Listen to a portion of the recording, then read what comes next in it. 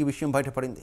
ప్రకాశం జిల్లా మార్కాపురంలోని SBI main బ్రాంచ్లో నిన్న ఆడిట్ అధికారులు తనిఖీలు నిర్వహించారు. ఈ క్రమంలో బ్యాంకులో నకిలీ అకౌంట్లను గుర్తించారు. బ్యాంకుకు చెందిన ఓ క్షేత్రస్థాయి ప్రధాన అధికారి మెప్మా ఆర్పీలు పొదుపు సంఘాల గ్రూప్ లీడర్లతో కలిసి నకిలీ అకౌంట్లను సృష్టించారు. రుణాలు మంజూరు చేసి వారి పేరిట 5 కోట్ల రూపాయలను దారి మళ్లించినట్టు ఆడిట్ అధికారులు గుర్తించారు. పొదుపు సంఘాలు అందించే తీర్మాన పత్రాల ఆధారంగా రుణాలు మంజూరు చేసి నకిలీ అకౌంట్లకు బ్యాంకులోని ఓ క్షేత్రస్థాయి అధికారి ట్రాన్స్ఫర్ చేశారు. అనంతరం సెలవుపై వెళ్లి విధులకు ఇంకా హాజరు కాలేదు. దీనిపై బ్యాంకు మేనేజర్ను సంప్రదించగా ఉన్నతాధికారులతో సంప్రదించిన తర్వాత సమాచారం ఇస్తానని మాట దాటవేశారు.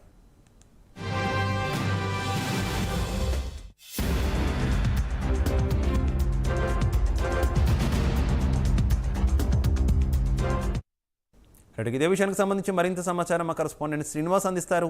శ్రీనివాస్, మార్కాపురం ఎస్బీఐలో నిన్న అకౌంట్ జరగగా అక్కడ 5 కోట్ల వరకు స్కామ్ జరిగిందని నిన్నటువంటి ప్రచారం జరగటం జరిగిన దాంట్లో నకిలీ అకౌంట్లు గుర్తించి నిన్న అకౌంట్ జరిగే టైంలో నకిలీ అకౌంట్లు గుర్తించి దాంట్లో డ్వాక్రా మహిళలకు సంబంధించిన దొంగ అకౌంట్ గుర్తించి దాని మీద 5 కోట్ల వరకు స్కామ్ జరిగినట్టు ప్రచారం జరుగుతుంది.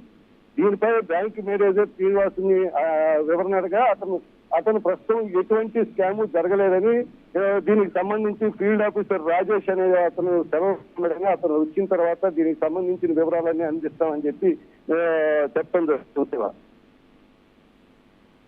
Okay, thank you.